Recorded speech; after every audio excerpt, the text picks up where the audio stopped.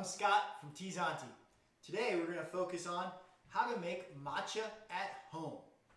Let's start things off. What is matcha? Matcha is powdered green tea. Super simple, nice, clean, pure. What they do is they take sencha green tea, which is a Japanese green tea, and they devein it and then stone ground it into a really fine powder. The beautiful thing about matcha is it's ultimately super easy to make. All you want to do is dissolve the green tea powder. Today, we're going to focus on 3 ways you can do it at home. The first way is for all you home baristas out there who love to get all the gadgets, the toys, where we'll have our frother, we have our fancy milk frother where we'll dissolve the matcha. Second one, really basic, anybody who has a magic bullet. And then the third and the easiest is your saucepan and your whisk. All right, let's get into it. First one we're going to do, we have our espresso machine back here. We're going to take 5 ounces of milk, pour it into our frothing pitcher. We're going to get this going.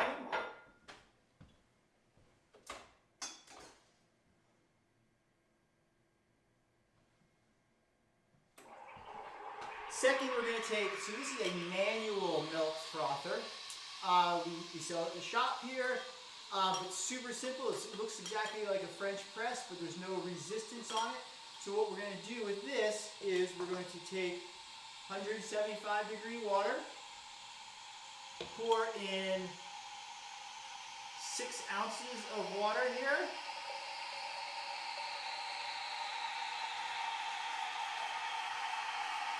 For this one, we're making our blueberry matcha latte.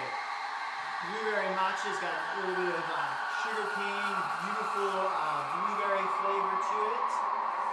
We'll take the powder, dump it into our 175 degree water, grab our frother, and froth it for approximately 30 seconds here. All you really want to do is dissolve all of that. All right, now that that's dissolved, we're going to go back, grab our frothed milk.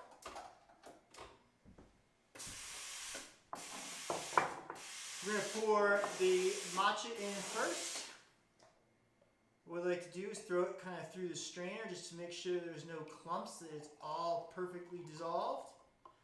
It's still nice to get some of the frothy bubbles on top. And then we will take our milk and slowly top it off, and if you get really good, you can start doing matcha latte art.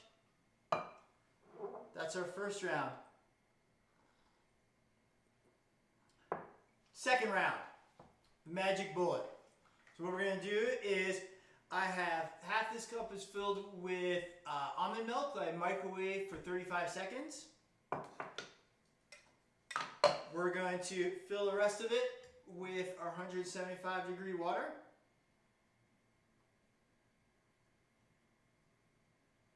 And we're going to pour that into our magic bullet container. We're going to take this, we're going to put our matcha powder in there. So this is just pure matcha powder, so no sweetener or anything like that.